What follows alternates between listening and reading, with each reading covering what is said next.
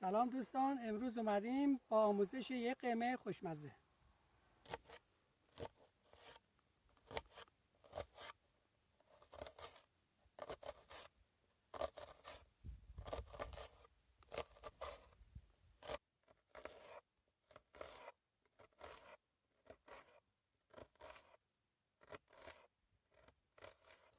پیازمون رو به صورت نگینی خورد میکنیم. ببخشید دوستان اگه هوا هم یه خورده تاریک شد.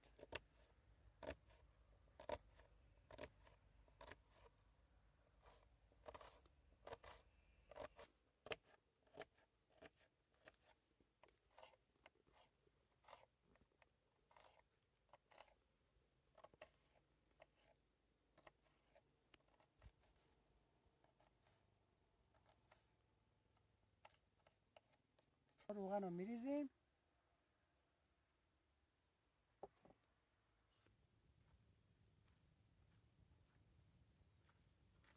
روغنمون که داغ شد پیاز رو بهش اضافه میکنیم.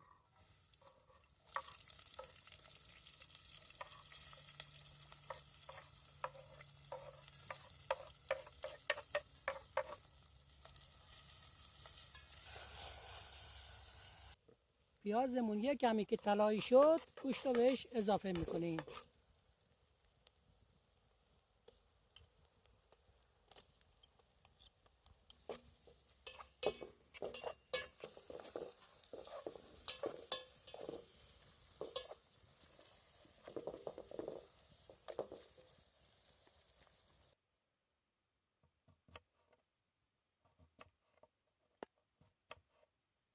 حالا سیب زمینیمون رو خلالی میکنیم.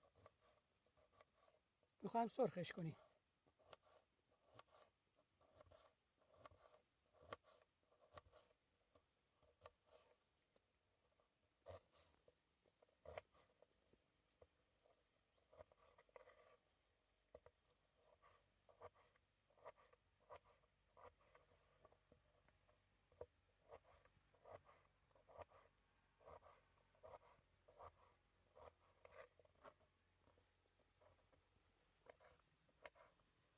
چند تا گوجه رنده میکنیم به خاطر لعابش.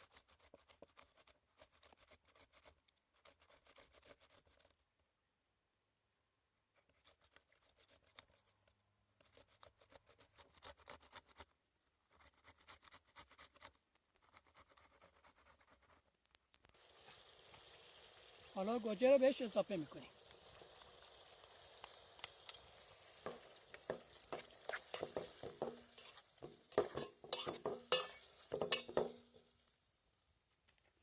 حالا میریم سراغ سیب زمینی ها.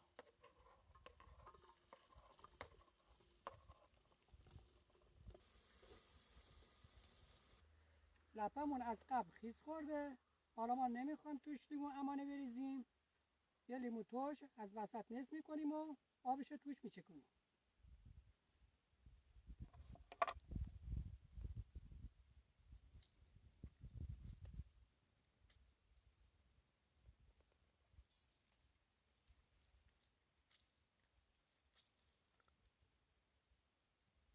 ببین دوستان، ما لیمو را که توش چکوندیم چند لحظه میذاریم میمونه تا آب لیمو قشنگ به خوردش بره. حالا لپمون رو بهش اضافه میکنیم.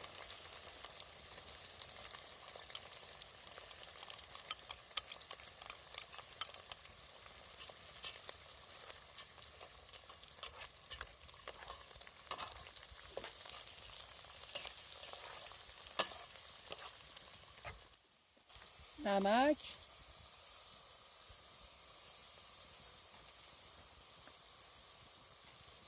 زردچوبه،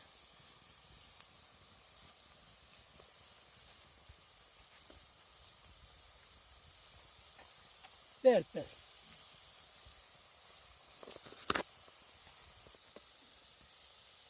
ربمون رو از قبل تفت دادیم.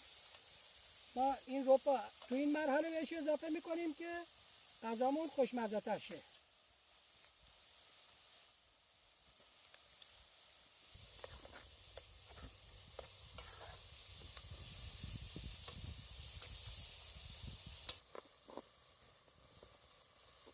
یکم آب بهش اضافه میکنیم. البته آبمون جوشه.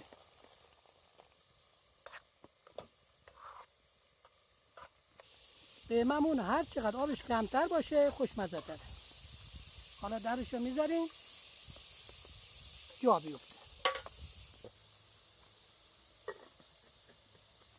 ما تو این مرحله برنج درست نکردیم، فقط سیب زمینی سرخ میکنیم. خواستیم قیمه را آموزش داده باشیم.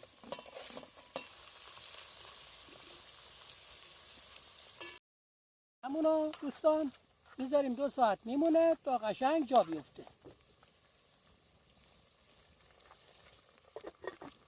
حالا خورشتمون حسابی جا افتاده دوستان. هوا هم یکم تاریک شده. سیب زمینیمون هم که آماده است.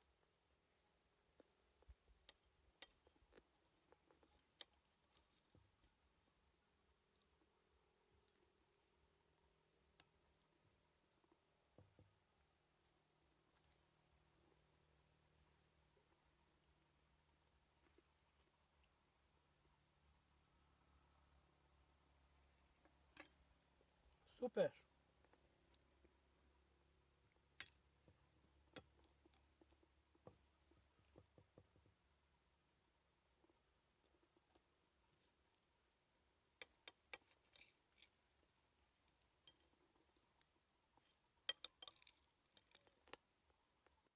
بچه‌ها سابسکرایب کردن کانال ما رو هم فراموش نکنید.